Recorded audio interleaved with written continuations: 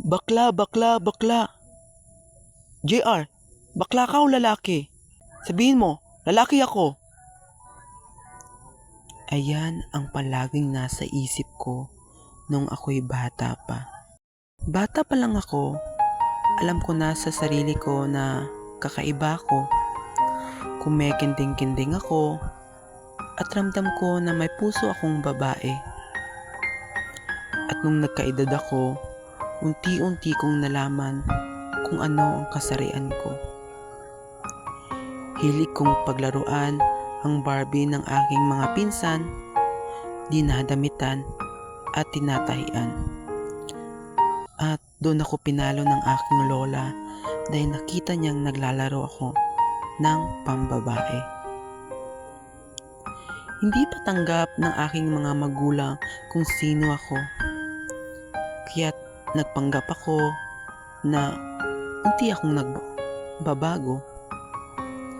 Itinago ko ang sarili ko at nagpakalalaki ako. Ang hirap magpanggap, umasta ng lalaki, magpicture ng lalaki, manamit ng panlalaki. Sinusuot ko na nga lang yung damit na ibinigay sa akin ni Lola sa ukay-ukay na panlalaki. Dahil wala akong karapatan baguhin ang aking sarili. Nakakatawa lang dahil mukhang epektibo ang pagpapanggap ko. Dahil mukhang tanggap na ako ng mga magulang ko. Hanggat dumating yung araw na parang nasakal na ako. Nagkakating classes ako para gumala sa mga kasamahan kong bakla. Nagdidisco ako. Nung isang gabi ay sinuot ko ang damit ng pinsan kong pambabae sa diskuhan at hindi ko namalayan na makikita pala ng tita ko. Kaya't pag umagahan ay binugbog ako ng aking lola. Ayun, hindi ako nag-aral. Huminto ako ng 2 taon dahil nagrebelde ako. Nag-smoke ako, uminom ako. Sa 2 taon na yun, feeling ko malaya ako. Feeling ko magiging tunay na babae ako. Nagpataas ako ng buhok dahil ayun ang nararamdaman ko sa 2 taon na paghinto ko. Gabi-gabi akong nasa inuman at ayun, lumipas ang mga ilang araw, taon.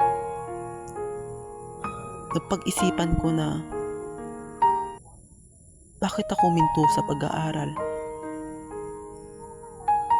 Anong mapapala ko dito? Kaya't bumalik ako sa pag-aaral. At ayun, nagpaputol ako ng buhok ko. Kasi sa tingin ko, sapat na ang 2 taon sa pagpapakasasa ko sa sarili ko. Nag-aral ako ng grade 11 at grade 12 at bumalik ako sa tunay kong kasarian. Naging masaya ang mga pamilya ko dahil nakita nila na ang laki ng pagbabago ko. Tinanggap nila ako at ngayon sinusuportahan ang pagiging bakla ko. Ngayon ay mas naunawaan ko ang konsepto ng isang bakla. Ngayon ay nasa kolehiyo ako at mas nagiging komportable ako sa aking identidad. Sumuot ng panlalaki dahil isa akong bakla, hindi naman ito awkward para sa aking sarili.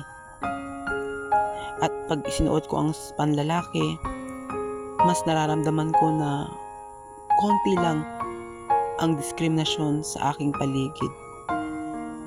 Nagpapasalamat ako na minahal ako ng pamilya ko at sinuportahan nila ako ngayon kahit ako ay isang bakla.